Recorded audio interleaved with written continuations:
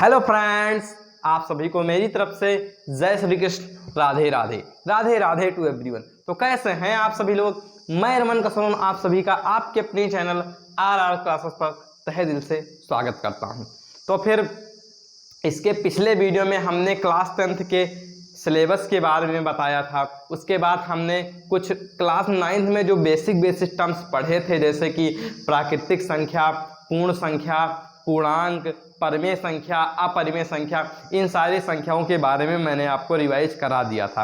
अब हमारे class 10th में जो पहला चैप्टर वास्तविक संख्या है, बोले तो रियल नंबर, इसका पहला ही टॉपिक हमारा है यूक्लिड विभाजन प्रमेय का। पहला बहुत इंपॉर्टेंट टॉपिक हमारा है यूक्लिड विभाजन प्रमेय का, और इस वाले टॉपिक से क्वेश्चंस आपके एग्जाम में पूछे जाते हैं। तो फिर हम स्टार्ट करते हैं यूक्लिड विभाजन प्रमेय का। मैं बहुत सरल शब्दों में आपको समझाने वाला हूं। आप लोग मेरे साथ बोर्ड पर अपना पूरा अटेंशन लेके आइए। और ये हमारे रियल नंबर वाले चैप्टर्स की दूसरी क्लास है। तो फिर हम स्टार्ट करते हैं। आज सबसे पहले जो बुक में लिखा है उसको मत देखिए, मैं आपको इधर समझाने का प्रयास कर रहा हूं। आप देखिए, सबसे पहले यूक्लिड विभाजन प्रमेय को समझने से पहले हम कुछ छोटे छोटे डिवाइड समझते हैं जो आप बचपन से ही सीखते आ रहे हैं। आप जो बचपन से डिवाइड सीखते आ रहे हैं उसके माध्यम से मैं आपको यूक्लिड विभाजन प्रमेय का समझाने का प्रयास कर रहा हूं। तो फिर देखिए, अगर हम 7 से 24 को डिवाइड करेंगे तो हम 7 का पहाड़ा पढ़ेंगे 3 बार, तो 7 त्रिक 21, 7 त्रिक हमारा हो जाएगा 21, और हमारा कितना बच जाएगा 3 हमारा आ जाएगा रिमाइंडर। इसी प्रकार अगर हम 5 को 16 से डिवाइड करेंगे तो 5 त्रिक 15, 1 बच जाएगा हमारा। और अगर हम 4 को डिवाइड करेंगे 24 से तो 4 छंग 24, ये हमारा 0 बच जाएगा रिमाइंडर। अब आप देखेंगे कि हम जब यहाँ पर जो संख्या हमारी भाजक के रूप में थी वो हमेशा इससे छोटी होती थी, लेकिन यहाँ पर हमारी यहाँ पर तो बड़ी संख्या आ गई और भाज्य के स्थान पर छोटी संख्या आ गई। तो आप बोलेंगे इसको कैसे डिवाइड देना है। अगर हम 6 का पहाड़ा पढ़ेंगे तो 6 × 1 6 आ जाएगा, 6 × 2 12 आ जाएगा। इस तरीके से आप पढ़ेंगे। लेकिन अगर आप आगे बढ़ेंगे, लेकिन अगर हम पीछे देखेंगे तो 6 × 0, 6 × 0, 0 भी तो होता है। तो हम 6 का पहाड़ा पढ़ेंगे 0 बार, यहाँ पर आ जाएगा 0, रिमाइंडर कितना बच जाएगा 5। अब आप देखिए, अगर हम 24 को लिखें तो 24 को क्या हम इस तरीके से लिख सकते हैं कि 24 बराबर 7 × 3, 7 × 3, 7 त्रिक 21 प्लस 3।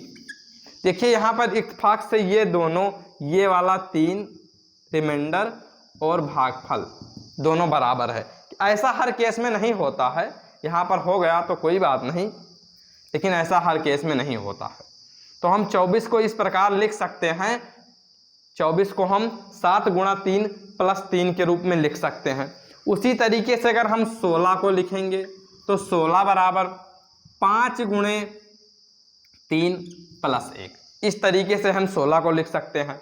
अगर हम 24 को लिखेंगे तो 24 बराबर होगा 4 × 4 × 6 प्लस 0। अगर हम 5 को लिखें तो 5 बराबर होगा 6 × 0 प्लस 5। इस तरीके से इसको हम लिख सकते हैं।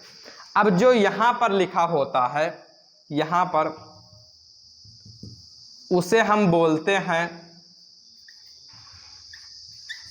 भाज्य, और जो यहाँ पर लिखा होता है उसको हम बोलते हैं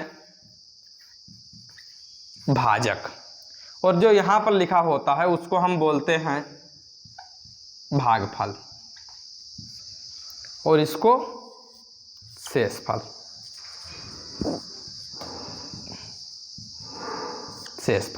तो इस तरीके से हमारा भाज्य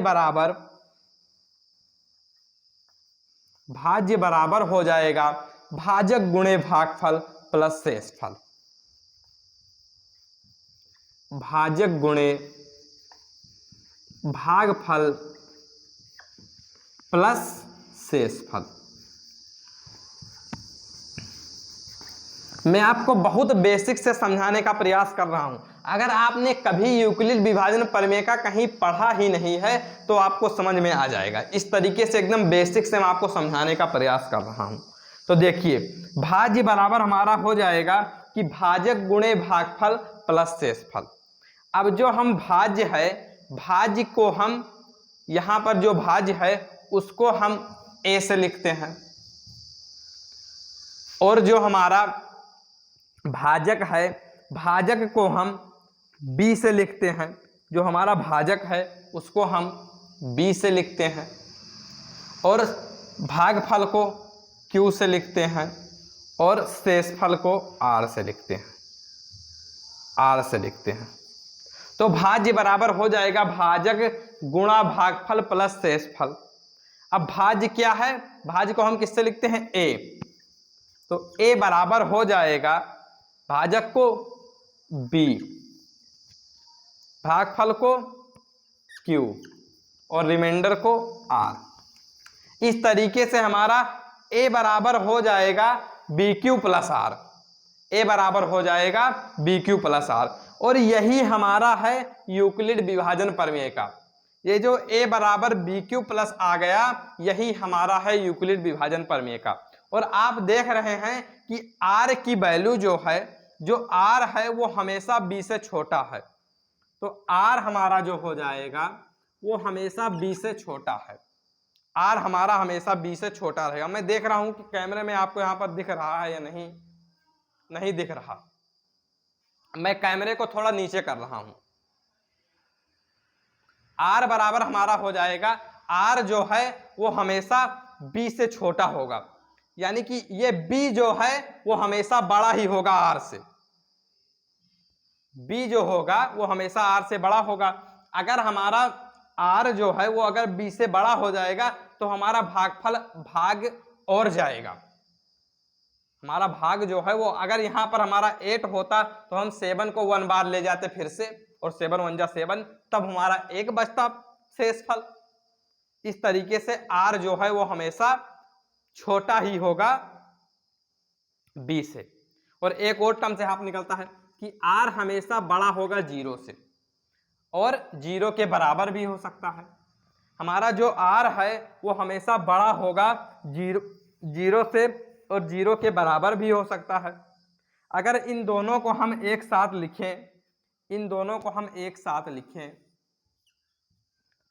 कैमरे में आपको दिख रहा है, हाँ, इन दोनों को अगर हम एक साथ लिखें तो इसको सबसे पहले हम पलट कर लिखते हैं कि ये जो हमारा जो 0 है, 0 से हमेशा बड़ा या बराबर होगा r, इस तरीके से।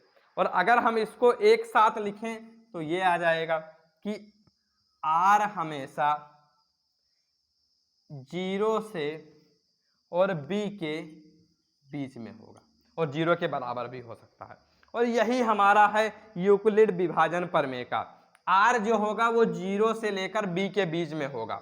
ये हमारा एक निष्कर्ष आ गया। इन दोनों निष्कर्ष से हमने ये निष्कर्ष एक साथ, इन दोनों को मिलाकर हमने लिख दिया इस तरीके से कि r 0 से और b के बीच में होगा, और r 0 के बराबर भी हो सकता है। आई होप कि आपको यहां तक समझ में आ गया होगा। और यही है हमारा यूक्लिड विभाजन प्रमेय का। अब जो बुक में दिया रहता है उसको मैं आपको दिखा रहा हूं। देखिए आप बुक के हिसाब से कि 2 धनात्मक पूर्णांक, बुक में इस तरीके से दिया रहता है कि 2 धनात्मक पूर्णांक a और b दिए रहने पर, जब हमारे 2 धनात्मक पूर्णांक a और b दिए रहने पर ऐसी अद्वितीय पूर्ण संख्या q और r विद्यमान है कि a बराबर bq प्लस r। a जो है वो बराबर है bq प्लस r के। ये मैंने आपको बता दिया कि कहां से ये वाला आया कि a बराबर bq प्लस r। भाज्य बराबर भाजक गुणा भागफल प्लस शेषफल, इस तरीके से आ गया। और r जो है वो हमेशा 0 से बड़ा होगा या बराबर होगा। r की वैल्यू r बराबर 0 1 2 3, 4, 5 इस तरीके से हो सकता है। आर की वैल्यू कभी भी निगेटिव नहीं हो सकती, आर की वैल्यू कभी भी निगेटिव नहीं हो सकती, हमेशा 0 से बड़ी ही होगी। तो इस तरीके से हमारा यूक्लिड विभाजन प्रमेयिका का कथन आ गया कि a बराबर बी क्यू प्लस आर और r की वैल्यू 0 से लेकर b तक होगी और b के और r 0 के बराबर भी होगा। दो धनात्मक पूर्णांक a एवं b दिए रहने पर ऐसी अद्वितीय पूर्ण संख्याएं q और r विद्यमान है कि a बराबर बी क्यू प्लस आर और r की वैल्यू 0 से लेकर b तक होगी और r 0 के बराबर भी हो सकता है। तो ये रहा हमारा यूक्लिड विभाजन प्रमेयिका वाला टॉपिक। आई होप कि आपको यह टॉपिक बहुत अच्छे तरीके से समझ में आ गया होगा। अब इस वाले टॉपिक पर हम क्वेश्चन नेक्स्ट वीडियो में लेकर आएंगे। अगर अभी तक हमने जितना भी पढ़ा है, मैंने आपको ये बताया कि ये हमारा आया कहाँ से, ये जो कथन है यूक्लिड विभाजन प्रमेयिका का a बराबर बी क्यू प्लस आर, उसको मैंने आपको आपके सामने कर दिखाया कि कहाँ से ये आया है, डेरिवेशन उसका कराया। आई होप कि आपको यह वीडियो बहुत अच्छे तरीके से समझ में आ गया होगा।